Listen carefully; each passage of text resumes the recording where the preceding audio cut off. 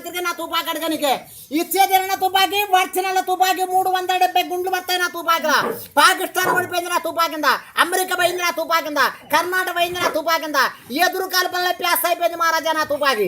మొన్న ఎస్ఐ తుపాకి నా తుపాకి పోటీ చేసి ఎవరి తుపాకి మునుగుతుంది ఎవరి తుపాకి తెలుస్తా అని చెప్పి 2 తుపాకులు కొండపోయి హైదరాబాద్లో ఉస్మాన్ సరణ వారేసిన.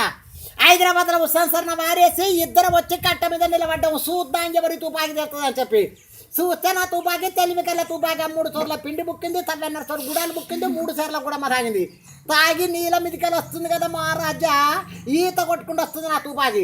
మునుక్కుంటా తేలుకుంటా 3 రోజుల వరకల్లా తుమ్ములకెళ్ళి పెట్టుకెళ్ళింది నా తుపాకి. ఎస్ఐ తుపాకి వేసిన కానీ అడుగు పట్టిపోయింది. అప్పుడు ఎస్ఐ దిగ్గులు ఏమన్నాడు కదా, వెంకటరాముడు నా తుపాకి లైసెన్స్ ఉంది కానీ తుపాకి లైసెన్స్ లేదు పొమ్మన్నాడు. ఇప్పటికీ చూడండి ఎస్ఐ తుపాకి లైసెన్స్ ఉంటేనే దూటి కొత్త లేకపోతే దూటికి రాడు. నా తుపాకి బుధాన్ని పెట్టుకొని బదారి పొండి పోతుంటే ముఖ్యమంత్రులు కానీ ప్రధానమంత్రులు కానీ రాజ్యమంత్రులు కానీ డిఎస్లు కానీ కలెక్టర్లు కానీ వెనికిపెట్టలు కానీ లైసెన్స్ అడిగే మానవులు నా తుపాకి బుధాన్ని పెట్టుకొని పోతుంటే వచ్చే వెంకటరామ తుపాకి అంటే కానిస్టేబుల్ తుపాకులో సంఖ్య పెట్టుకొని పోలే మహారాజా. అందరి తుపాకుల ఇనుప గుండ్లు పెడితే నా తుపాకుల మంచి గుండ్లు పెట్టినా. ఇక దీనికి తోటాలు ఏం పెట్టనుకున్నావు, మా మామది గుండు, మా అత్తది మందు, నాది తుపాకి. మొన్న తుప్పిని వాడితే దెబ్బ దుబ్బలు కలిసిపోయింది, మెకానిక్ కొడితే ఏట కలిసిపోయింది. మొన్న పెద్దపల్లి ఎదురు కలుపులలో ఊర్ర విసుకలు కొడితే టేచన్ కనపురం కోమట్ల వాడకొచ్చి పడ్డది నీ ఊర్ర విసుక పాడు కదట్లే. కోమట్లు వచ్చిండ్రు, బ్రాహ్మణులు పోగులు ఎత్తురు, సాకులు పేగులు చెదురు, మంగళలు బొక్కలు నరకరు, దూదెక్కులు ఓటాలు వంచేసారు. మాంసం అంటే మాంసం మహారాజా, ఊరు నిండా మాంసమే. ఊరు మంది అంతా దినంగా 2 సప్పలు మిలగబడితే వరంగల్ మండి బజారు పంపించరా. కోమట్లు బ్రాహ్మణులు గుద్దుకొని చచ్చారు. వెంకటరాముడు నాకు పోగు పంపాలని చిన్నపోతలపాడు, పెద్దపోతలపాడు, పెంజర్లపాడు, రోళ్లపాడు, రోకన్లపాడు, వెంకటరాముడు పోయినంత దూరం ఉడిగల పాలికి వచ్చిందంతా. మొత్తం అంతా తమిళ మీదకి వచ్చింది. సంవత్సరం అంతా లెక్కలు చూసుకుంటే వెంకటరాముడికి. ఇక నా పెళ్లికి వచ్చిన చుట్టాలు పెద్ద పెద్దోళ్ళు వచ్చారు. అబాయి మోటార్లు, కార్లు, జీవులు, మోటార్లు సరిపోకపోతే సబాయి మోటార్లు వేసుకొని వచ్చారు నా పెళ్లికి. పెద్ద పెద్ద ఎమ్మెల్యేలు వచ్చారు నా పెళ్లికి. పాకిస్తాన్ నుంచి వచ్చారు మహారాజా.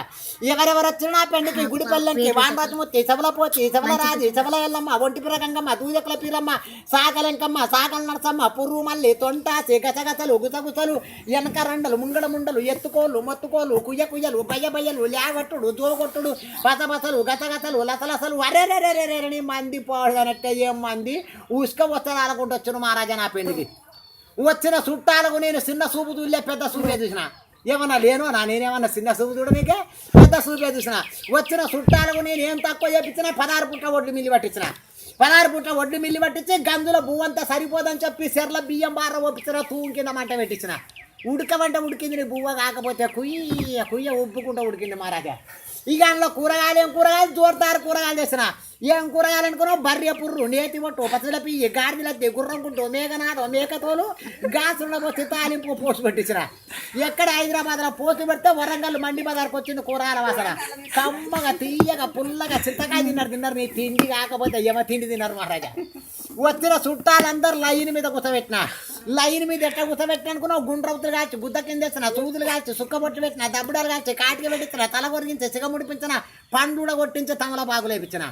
షబ్బాసు వెంకటరాముడు నీ పెళ్లి అంటే పెళ్లి కాదు వెంకటరాముడు అని పట్టరు. వచ్చిన చుట్టాలకు విస్తర్లు కుట్టినా, తుమ్మాక విస్తర్లు కుట్టినా, చింతాకు డొల్లలు కుట్టినా. తుమ్మాక విస్తర్లు, చింతాకు డొల్లలు కుట్టి లైన్ కూర్చోబెట్టి పులిచే రాకులతో అన్నం వడ్డిస్తుంటే నీ అన్నం చల్లగుండా తోడా పెట్ట అన్నం. పొద్దు మూకదు, అన్నం ఒడవదు. పొద్దుగా 6 గంటలకు వస్తున్న మర్తలకు 1 గంట వరకల్లా ఇద్దరికి ఒక్క మెతుకు గుద్ద వలగ పెట్టించారు అన్నం తిని మొగోళ్ళు లేస్తుంటే మొగోళ్ళ మొలదారాలు పుట్ర అయిపోతున్నాయి. ఆడవాళ్ళ రైక ముళ్ళైతే పుసుకుసిపోతున్నాయి. అక్కడికి మా అత్త మా మామ చూసి అనుకొచ్చారు కదా, అల్లుడా నువ్వు ఇంటికి పెద్ద అల్లుడివి అయితేవి, మా ఇంట్లో కుడికాయలు పెట్టాలుడా మాకు ఇంటి నిండా లచ్చిం కొట్లాడతాడు అనుకొచ్చింది మా అత్త. కుడికాయలు పెట్టబోయి మా అత్తగారు ఇంట నేను ఎడమకాయలు పెట్టిన. ఎడమకాయలు పెడితే మా అత్తగారు సంసారం ఎట్లా పొంగింది, పాలు పొంగినట్టు పొంగింది మా అత్తగారి సంసారం. సుక్కల పర్వతం పెరిగింది మా అత్తగారి సంసారం. ఎట్టెట్లా పెరిగింది మా అత్తగారి సంసారం. పెద్ద బావని పెద్ద పులి కొట్టింది, చిన్న బావని చిరుతగండు కొట్టింది, నడి బావని నాగమాంగ గడిచింది, దొడ్డడావులు దొంగలు దోసుకపోయిండ్రు, ఇల్లిగిరి పెట్టింది, పందిరి పచ్చబడ్డది. మా మామ నీళ్ళు పోసుకుంటూ మా అత్త సముడితయింది, నా పెళ్ళ ప్రసిద్ధి అయింది. లక్ష్యం కాకపోతే బిడ్డను కనగానే అయిపోయినా గిటువంటి అల్లుడు దొరకాలి అత్తలకు. ఆగడికి మా అత్తన పట్టింది అల్లుడా నువ్వు బంగారం వస్తుంటే అడుగు నా ఇంట్లో పెట్టడం నేను సమృద్ధగాటం మీ మామ నీళ్ళు పోసుకోవటం మళ్ళీ మీ మామ ప్రసిద్ధి అయితే నీ అదృష్టాన బిడ్డ పుడితే మళ్ళీ నీకే ఇష్టపు అల్లుడన పట్టింది మా అత్త. ఇటువంటి అల్లుడు పోతే దొరకడని చెప్పి మా అత్త మా మామ కొమటింటికి పోయి సొక్కము నూనె కంట్లము నూనె అరకెల నూనె పట్టుకొచ్చి వాకింట్లో కూర్చోబెడతా లోకులు చూస్తారని మూలింట్లో కొండపోయి మూలవాసం కడ నన్ను వంగబెట్టి నా 2 పిర్రలు పాయ తీసి నా 2 పిర్రల సందర దీపం పెట్టి మా అత్త మా మామ మొక్కుడు మళ్ళీ నాకు అల్లుడు దశమంతుడు బుద్ధిమంతుడు జ్ఞానస్తుడు పోత దొరకడు సత్య పుట్టడు దశగల పిలగాడని చెప్పి వంగి వంగి మొక్కుతుంది మా అత్త 2 చేతుల జోడించుకుంటా అల్లుడు తెలివికల పిల్లగాడు పోతే దొరకడని చెప్పి.